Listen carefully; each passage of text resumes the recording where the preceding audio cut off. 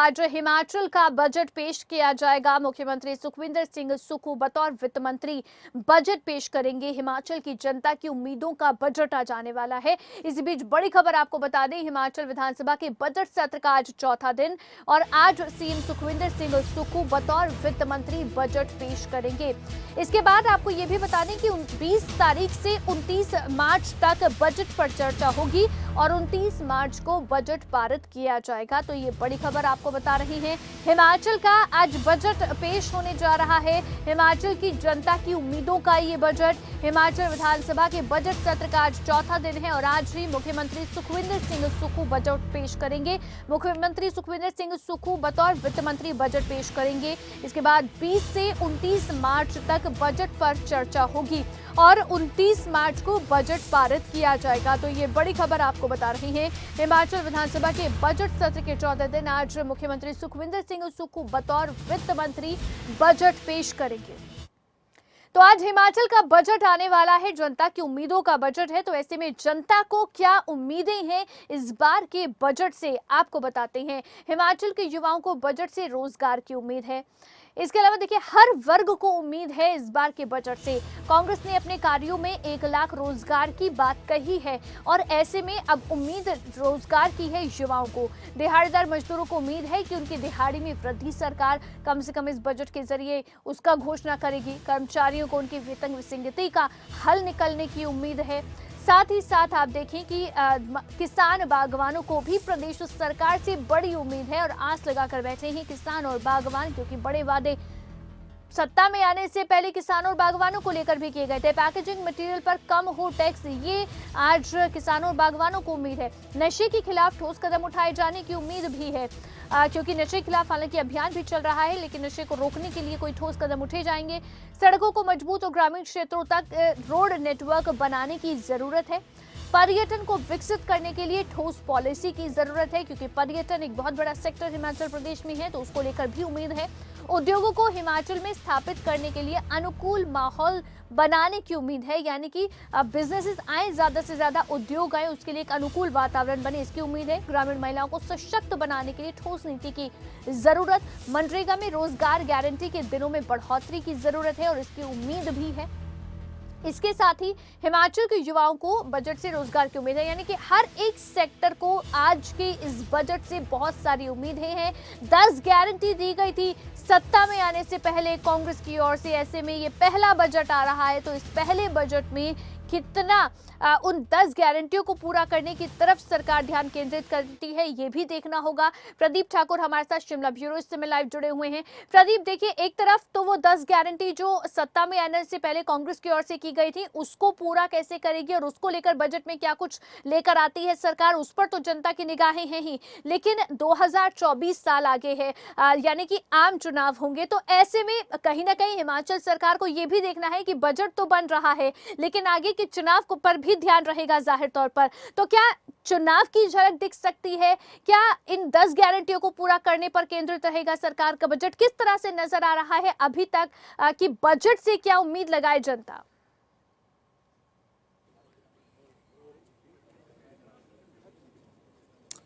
बिल्कुल, देखिए, वर्तमान कांग्रेस सरकार का ये पहला बजट है और मुख्यमंत्री सुखविंदर सिंह सुक्खू बतौर वित्त मंत्री बजट जो है वो पेश करने वाले हैं आज। तो ऐसे में सबकी उम्मीदें, बहुत ज़्यादा उम्मीदें हैं, बहुत आशाएं हैं इस बजट से। और मुख्यमंत्री बार बार व्यवस्था परिवर्तन की बात करते आए हैं, तो किस तरह का व्यवस्था परिवर्तन करेंगे वो इस बजट में उसकी छाप हमें देखने को मिल सकती है। कुछ देर में मुख्यमंत्री यहाँ पर विधानसभा पहुँचेंगे, 11 बजे सदन की कार्यवाही शुरू होगी और उसके बाद बजट भाषण मुख्यमंत्री पढ़ना शुरू करेंगे। और हर वर्ग जो है, हिमाचल प्रदेश की बात करें, हर वर्ग, चाहे वो युवा है, चाहे बेरोजगार है, चाहे कर्मचारी वर्ग है, किसान बागवान है, उद्योगपति हैं या फिर उद्योगों में काम करने वाले लोग हैं, ग्रामीण क्षेत्रों में महिलाएं हैं, बुजुर्ग हैं, पुरुष हैं, महिलाएं हैं, तमाम ऐसे जो लोग हैं वो इस वजह से काफ़ी उम्मीदें लगाकर बैठे हैं। और ऐसे में जो आने वाले समय के लिए, जिस तरह से मुख्यमंत्री भी कह रहे हैं कि हमें 4 साल अर्थव्यवस्था को ठीक करने में लगेंगे।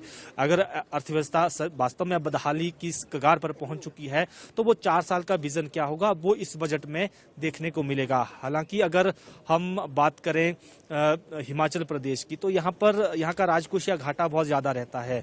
कर्ज लेकर कर्ज का ब्याज चुकाना पड़ता है, ऐसी स्थिति यहाँ पर बनी हुई है। और जो प्रदेश का टोटल जीडीपी है उसके बावजूद भी यहाँ पर कर्ज लेने की नौबत पड़ती है। तो ये स्थिति प्रदेश की बनी हुई है।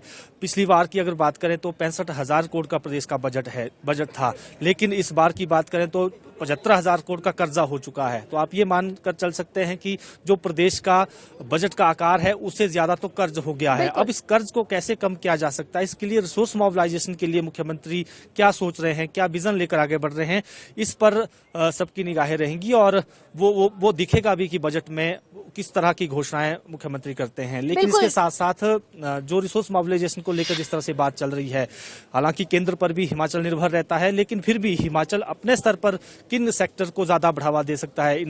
फार्मा इंडस्ट्री का काफी स्कोप हिमाचल में, बाकी इंडस्ट्रीज का स्कोप है, टूरिज्म का बहुत ज्यादा स्कोप है। हम कह सकते हैं कि लंबे समय से पर्यटन को विकसित करने के लिए ठोस कदम हिमाचल में नहीं उठाए गए हैं। सालाना बजट 25-30 करोड़ रुपए का होता है पर्यटन के लिए, लेकिन मुख्यमंत्री ने इस बार कई मंचों से इस बात को कहा है कि हम इस बार पर्यटन के लिए बहुत ज्यादा बजट रखेंगे। उसकी आवश्यकता भी है क्योंकि पर्यटन की जो संभावनाएं हैं हिमाचल प्रदेश में वो अपार संभावनाएं हैं और एक बहुत बड़ा सेक्टर है पर्यटन हिमाचल प्रदेश में। तो ऐसे में उस पर ध्यान केंद्रित कितना सरकार का होता है और कितना बढ़ावा देने के लिए उसके लिए सरकार काम करती है, ये भी जरूर देखना होगा प्रदीप। लेकिन एक बड़ी खबर हम बता दें दर्शकों को इसी बीच में, दरअसल हिमाचल विधानसभा का बजट सत्र है और ऐसे में मुख्यमंत्री सुखविंदर सिंह सुक्खू की ओर से आज बजट पेश किया जाएगा। उसे लेकर जो बजट की प्रतियां हैं वो विधानसभा में पहुंच गई हैं। बजट की कॉपियां हिमाचल विधानसभा में पहुंची, कड़ी सुरक्षा के बीच विधानसभा पहुंची बजट की कॉपियां। तो अब से कुछ देर बाद मुख्यमंत्री सुखविंदर सिंह सुक्खू भी विधानसभा पहुंचेंगे। उसके बाद में 11 बजे दरअसल जो बजट भाषण है वो मुख्यमंत्री का बतौर वित्त मंत्री रहेगा, लेकिन बजट की कॉपियां भी कड़ी सुरक्षा व्यवस्था के बीच में हिमाचल विधानसभा पहुंच चुकी हैं। प्रदीप, इस समय देखिए बजट की कॉपियां तो पहुंच गई हैं, यही वो कॉपियां हैं जिसमें आज जनता के सवालों के जवाब भी होंगे। यानी कि आज किस सेक्टर के लिए सरकार कितना क्या लेकर आ रही है वो आज इन कॉपियों के अंदर बंद है, जो कि 11 बजे मुख्यमंत्री बतौर वित्त मंत्री पढ़ना शुरू करेंगे।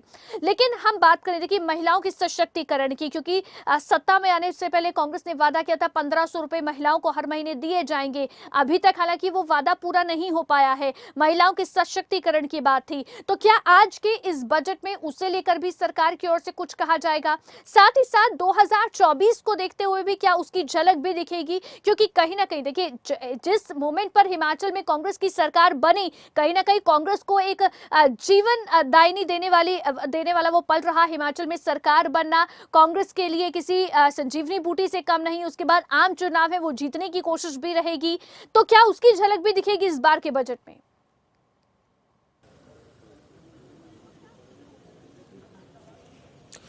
देखिए अवंतिका, अगर 2024 के लोकसभा चुनाव की बात करें और इस बजट की बात करें तो इसमें काफ़ी दूरी अभी है, क्योंकि 2024 के चुनाव से पहले भी एक बजट मुख्यमंत्री ने पेश करना है। लेकिन हमें जो लग रहा है इस बजट में 10 गारंटियों का जिक्र इसमें ज़रूर होगा और उसमें जो 1500 महिलाओं को देने की बात है उसका जिक्र भी इसमें ज़रूर आएगा। बेरोजगारों की बात भी इसमें होगी और बजट भाषण जब पढ़ेंगे तो जो ओपीएस बहाल की गई है उसका जिक्र भी मुख्यमंत्री जरूर इसमें करेंगे और आगे का रोड मैप क्या कर्मचारियों के लिए रहेगा उसका जिक्र भी इस बजट में जरूर होगा। जो एरियर 10,000 करोड़ का अभी पेंडिंग है, डीए की किस्त अभी देनी बाकी है, तो उसके लिए सरकार क्या सोच रही है वो इस बजट में जरूर मुख्यमंत्री उसका जिक्र करते हुए नजर आएंगे कि हम किस तरह से ये चीजें देंगे। लेकिन ओपीएस का जिक्र इसमें जरूर होगा।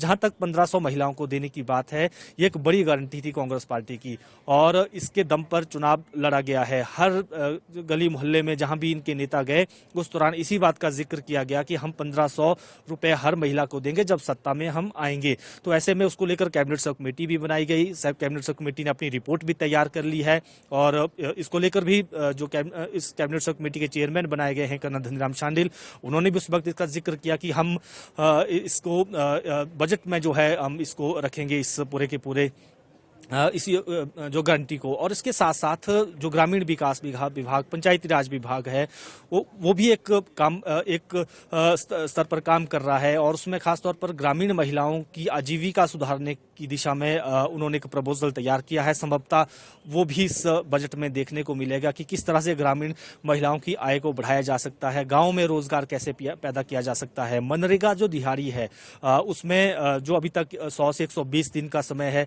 वो उसको बढ़ाने की भी बात, उसका जिक्र हुआ है। तो ऐसे में क्या मनरेगा डेज बढ़ेंगे, उसकी गारंटी बढ़ेगी, ये भी देखने वाली बात होगी। और जो दिहाड़ीदार हैं वो भी हर बजट में उनके लिए 15 रुपये 20 रुपये दिहाड़ी बढ़ती है। तो अब जो वर्तमान सुखविंदर सिंह सुक्खू सरकार है वो कितनी दिहाड़ी बढ़ाती है, ये भी देखने वाली बात होगी। और बाकी जो किसान बागवानों के बहुत सारे मसले हैं, हालांकि बागवानों के लिए ये गारंटी है कांग्रेस पार्टी की कि जब जो बागवान है वो अपने उत्पादों के दाम खुद तय कर सकते हैं, लेकिन उसके लिए अभी तक मैकेनिज्म नहीं बना है। लेकिन अब देखना यह होगा कि क्या बजट में उसका जिक्र करते हैं या फिर उसे आगे के लिए रखते हैं, क्योंकि मुख्यमंत्री ये भी कह चुके हैं कि हमारी ये गारंटियां 5 साल के लिए हैं और धीरे धीरे करके हम इनको फुलफिल करेंगे। इसी तरह से दूध खरीद का है 80 रुपए किलो, जो गाय का दूध 100 रुपए किलो,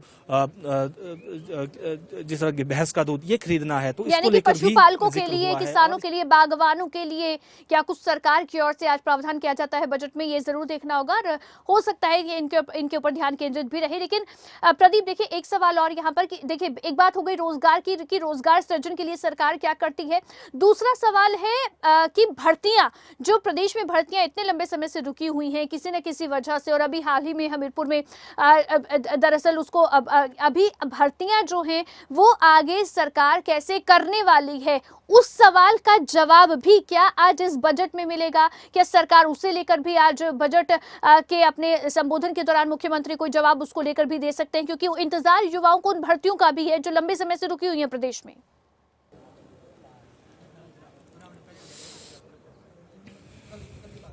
बिल्कुल देखिए, बहुत सारी भर्तियां रुकी हुई हैं, बहुत सारी भर्तियां ऐसी है जो हो चुकी हैं लेकिन उनके रिजल्ट्स आने बाकी हैं।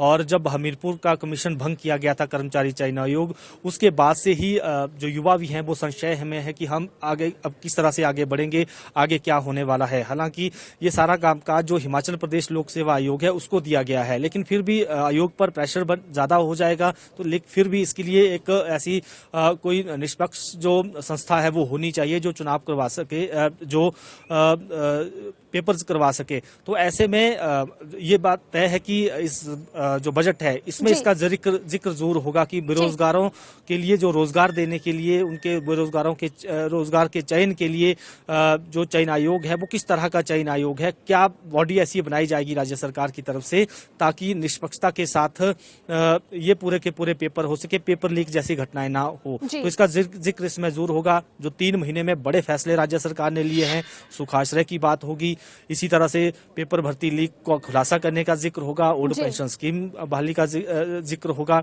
जब बजट मुख्यमंत्री पढ़ेंगे। उसके साथ साथ बाकी भी जो बड़े निर्णय राज्य सरकार की तरफ से लिए गए हैं उनका जिक्र, 3 महीने के जो भी काम है उनका जिक्र यहाँ पर किया जाएगा। लेकिन उसके साथ साथ जो आगे का रोड मैप है वो भी इसमें देखने को मिलेगा और बहुत सारी उम्मीदें उसमें है, चाहे टूरिज्म सेक्टर है, चाहे किस तरह से सरकार आगे प्रदेश के विकास के लिए काम करने वाली है, वो भी जरूर आज इस बजट भाषण के दौरान उसकी झलक भी दिखेगी। बहुत शुक्रिया प्रदीप ठाकुर तमाम जानकारी देने के लिए। तो हिमाचल विधानसभा के बजट सत्र का चौथा दिन और आज 11 बजे मुख्यमंत्री सुखविंदर सिंह सुक्खू की ओर से बतौर वित्त मंत्री बजट पेश किया जाएगा।